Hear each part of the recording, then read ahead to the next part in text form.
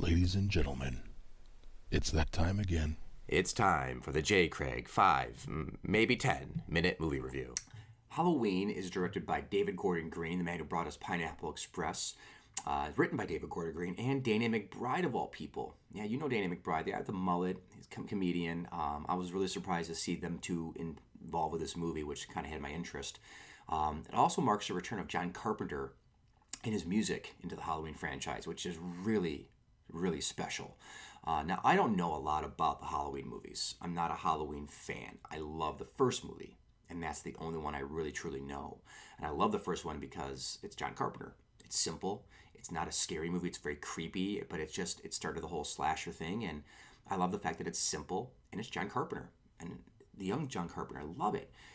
But I don't care about the rest of the movies. I never cared about the franchise. I never cared about the remakes or the sequels and all that kind of stuff. So this movie stars Jamie Lee Curtis reprising her role as Laurie, Judy Greer, Will Patton, and several other people who I don't recognize, or maybe I recognize but don't know their names.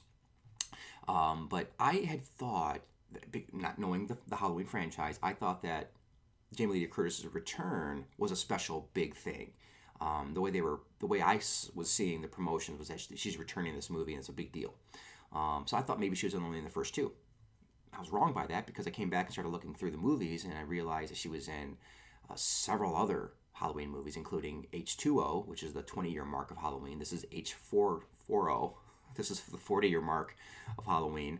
And she was in several more too. So she was in at least 4 or 5, I think, including this one.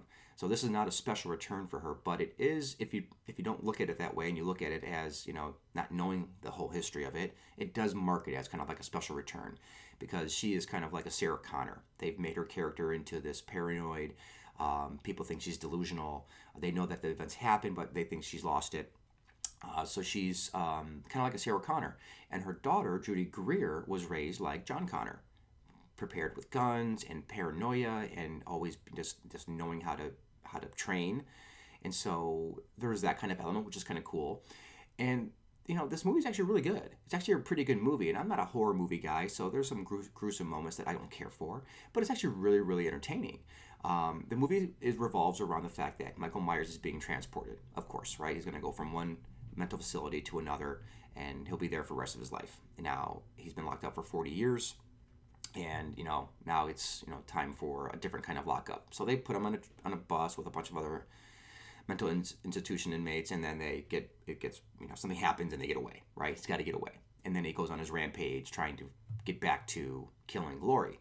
It all comes back to that. And it's cool. It's a really cool movie because there's more going on than just him trying to get to Laurie. There's some subtext with the characters. So Laurie, Jamie Lee Curtis, is trying to get her family back, but at the same time, she's trying to end this. She wants to finish this, and she's preparing for this moment. So there's a nice subtext there.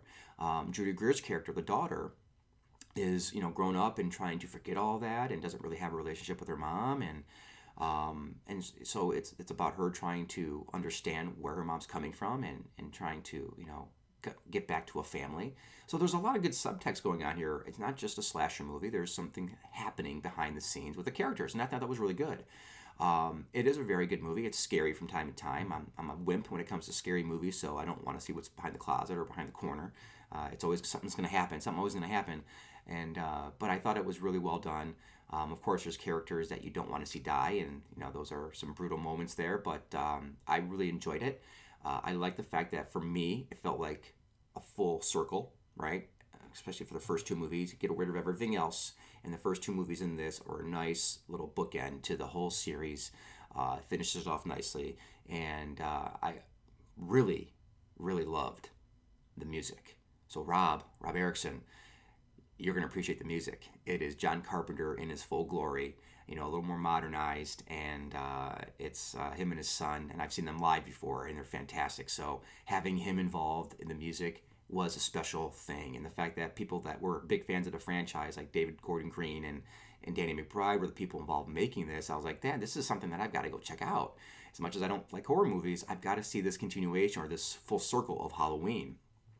Now, I had Paul watch the first Halloween movie before this because he's never seen it, and he didn't like it because it was kind of stupid and slow and, nothing really happened.